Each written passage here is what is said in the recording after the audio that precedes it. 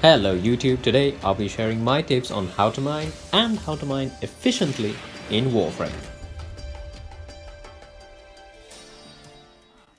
Now mining is available in the Plains of Eidolon. Now the first step you'll need is of course to get a mining cutter.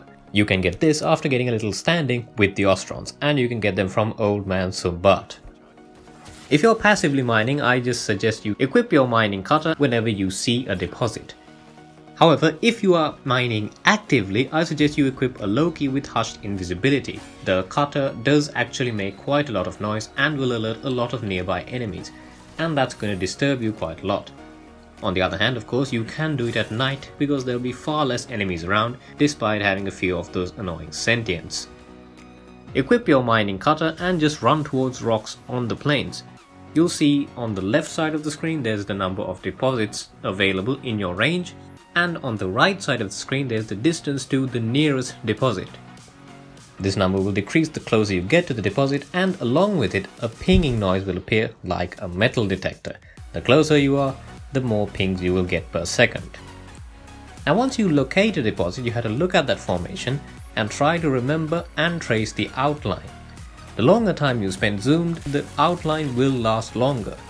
On the other hand, you can of course go gung-ho, look at it for a second and then try to trace it immediately, if your memory is good enough.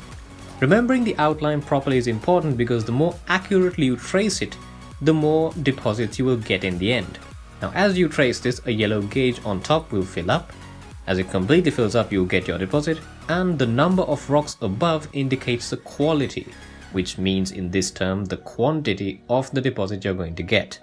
Ideally, you should be able to finish your cut with just one single continuous circular cut. The more cuts you make, one after the other, the less quality you're going to get.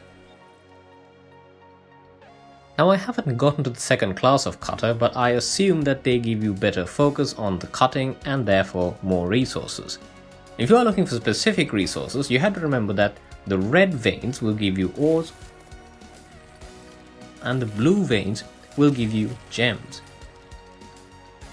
The red ores are copron, ferrous, auron, pyrrole, stuff like that, while the gems are things like Escher, Veridos, Azurite and Crimson. These can be traded with Old Man Sumbat for a little bit of standing, but it's really not that worth it. One thing you'll have to remember is that there are no deposits on sentient bones. These look like rocks, but they actually aren't, so don't waste any of your time looking around them.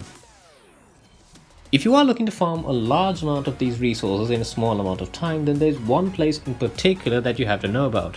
It's quite literally a loot cave. It's located on one of the Green bases near the sea, and I will mark it on the map for you so you can find it pretty easily.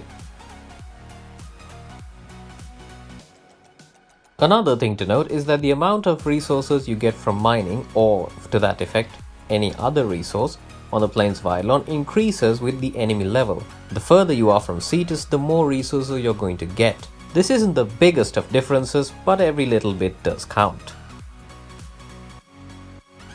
That's pretty much all there is for mining. It's a fairly straightforward process, and you should be able to get a good amount the more you practice.